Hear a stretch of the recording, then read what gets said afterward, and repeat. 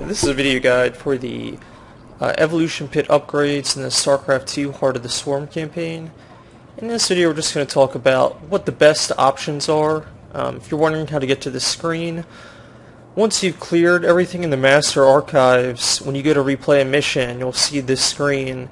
You can click on Army, and then you can change this to anything you want. You can even change your evolution strain.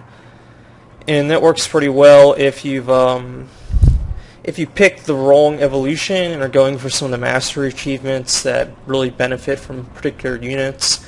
You can change over here at any time, so that really helps.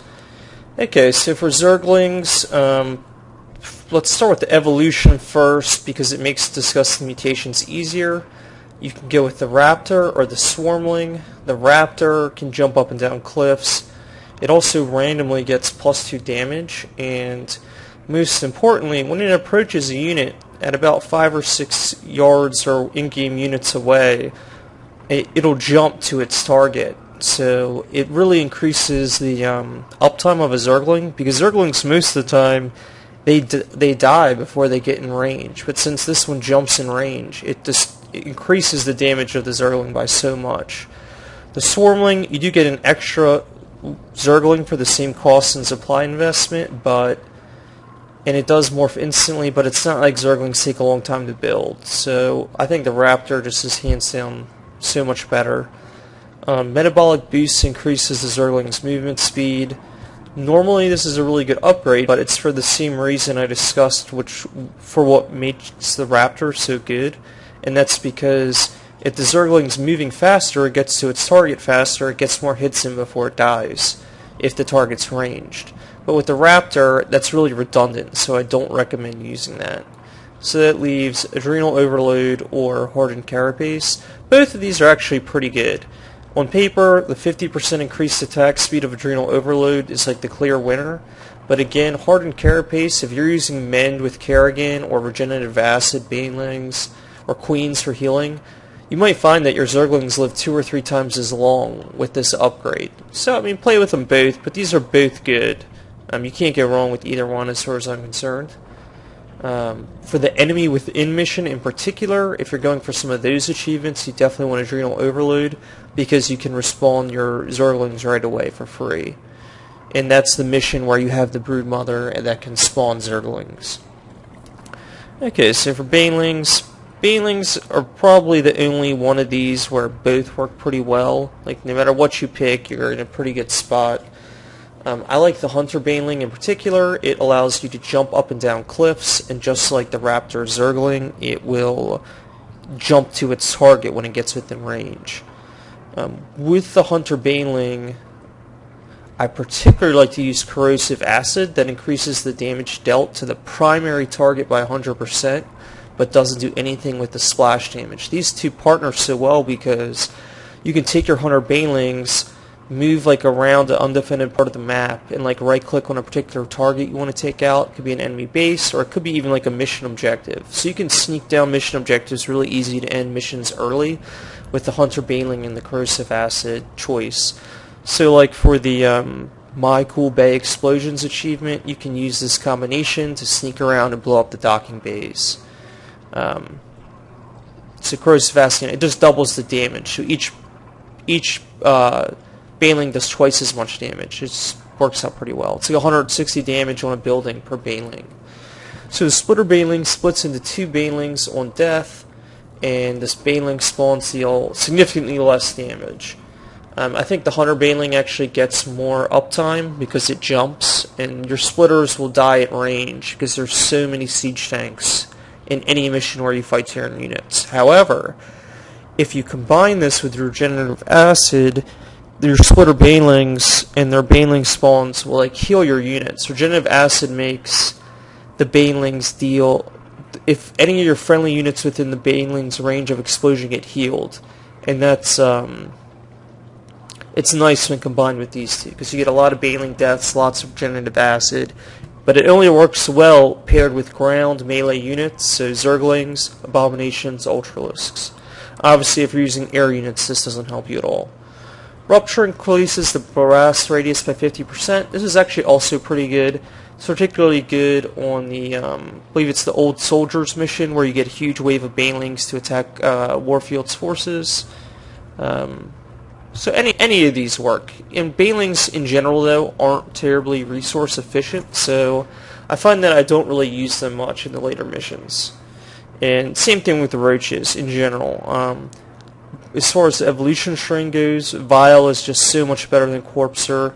Vile slows down enemy attacks by 75%, and in small numbers, Roaches with this upgrade can take out a decent sized enemy force. And I rarely build Roaches, but you almost always start with a handful on defense, like as your starting units.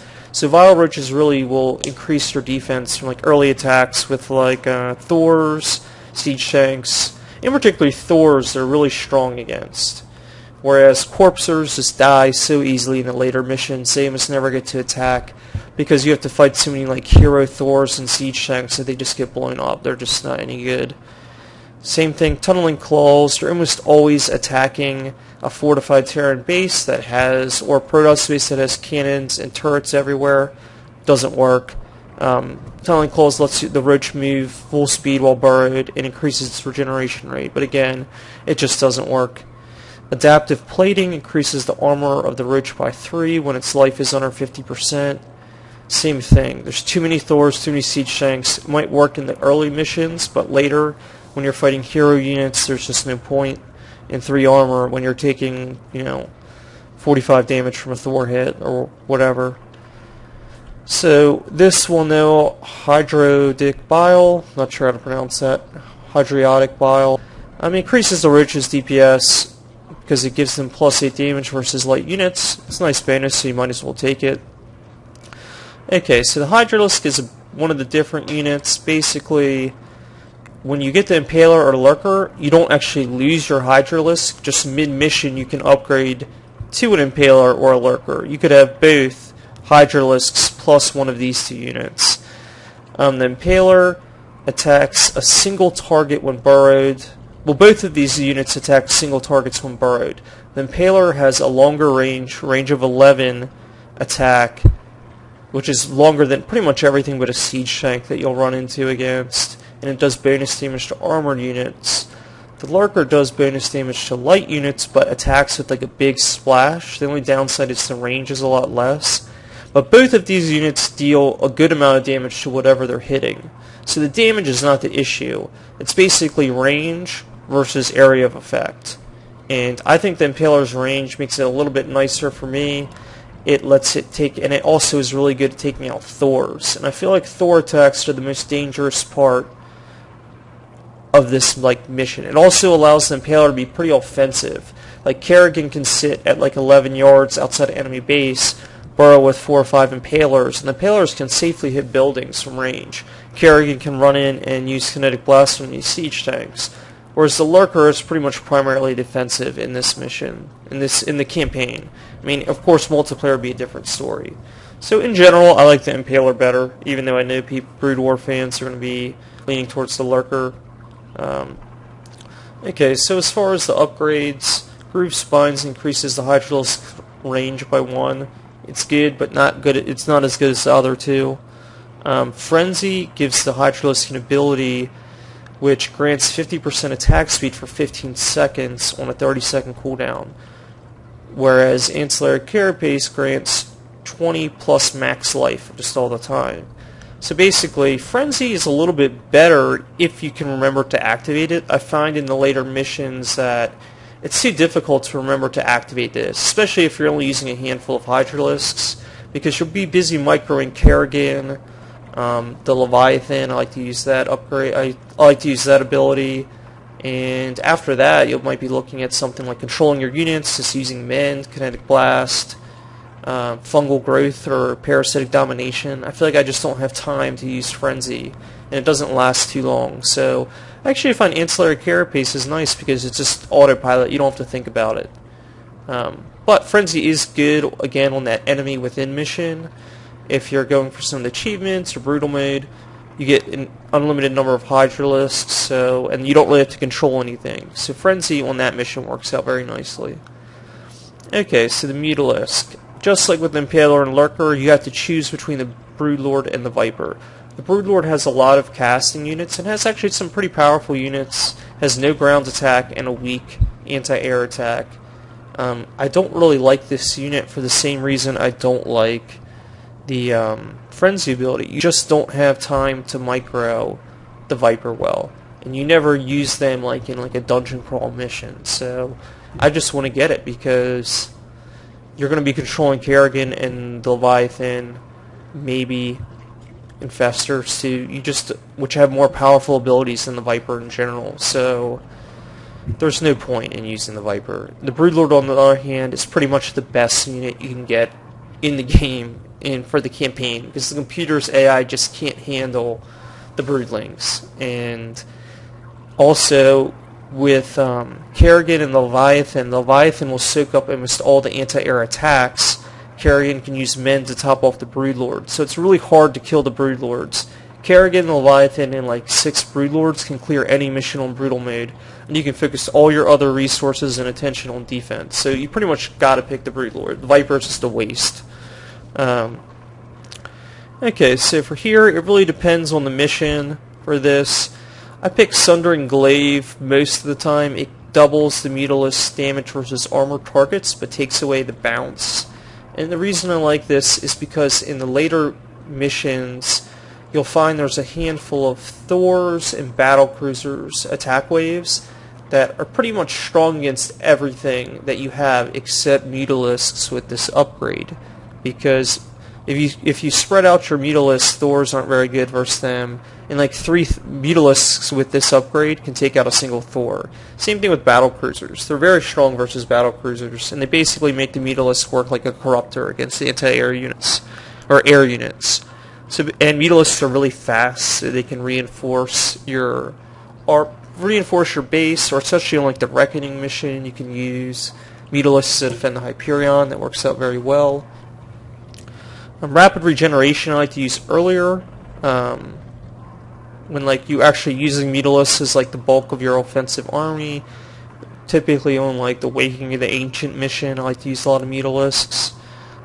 Vicious Glaive increases the Mutalisks like bounce, and the bounces deal more damage. This is good if you actually want to use Mutalisks in general on offense. Pretty much all these are pretty good. Like I said, I usually go with Sundering Glaive though, just because I like to have an anti-battlecruiser / Thor unit which is fast. Like that's the role the Mutalisk fills for me. Okay, so the Swarm Host. Burrow gives the Swarm Host the ability to burrow. And normally it can burrow, but it's not hidden. It's like it needs detection, but I feel like too many units later in the game use detection. There's too many missile turrets, there's too many science vessels. I just don't think that's very strong. Rapid incubation, it gives you faster locust spawns. This is good, but I feel like pressurized glands is just so much better. It allows the Swarm Host to attack both air and ground. Faster anti-ground or both anti-air. I think I'm going to go with anti-air abilities. So pretty much always pick pressurized glands. Okay, so there's 2 options here, Carrion and Creeper. Creeper allows the Swarm Host to generate creep when burrowed, and it also allows the Creeper to warp anywhere on the map, like very quickly, that has creep. And that could be interesting with the Malignant Creep upgrade, but in general, I find the Carrion is just way more effective if you want. This is like a defensive upgrade, we'll say that. This is defensive, this is offensive. And the way the Swarm Host micro works, like the Swarm Host, the Locusts don't always spawn right away. It's not very good like it is in the actual multiplayer game. So I don't like Creeper. Carrion, on the other hand, gives you Flying Locusts that are faster and deal more damage. So if you have Flying Locusts that can attack with air and ground units with a huge range, I kind of feel like this is superior. You can use Carrions just on offense to take out the entire base. And it's a really resource-efficient way to play the game. And if you find there's some missions on Brutal mode where the time's not killing you, but rather just running out of resources, this is a good option. Okay, so for the Ultralisk, the Noxious Ultralisks releases a gas cloud which deals a light amount of AoE damage, and they also have a permanent aura I meant to say, that deals a light amount of AoE damage to ground units. Meanwhile, the Ultralisk will turn into like an egg when killed, and after a short period, it will reborn as a new Ultralisk with full health. This is a 60-second cooldown. So basically, your Ultralisk has to be killed twice, and the egg almost always hatches, like if it's one of the first few to die. So I feel like, hands down, even though this is not bad, the Ultralisk is just so good. Like, you can't lose. It's so hard to wipe if you have Ultralisks with this upgrade, because they just get reborn constantly. And for this, these Monarch Blades increases the AoE damage dealt by the Ultralisk, so all its swings do 25 damage. Burrow Charge allows the Ultralisk to charge and stun units. Don't really like it personally. Again, the micro is the problem because you want to focus on controlling Kerrigan and Leviathan. You don't have time to use other units' abilities.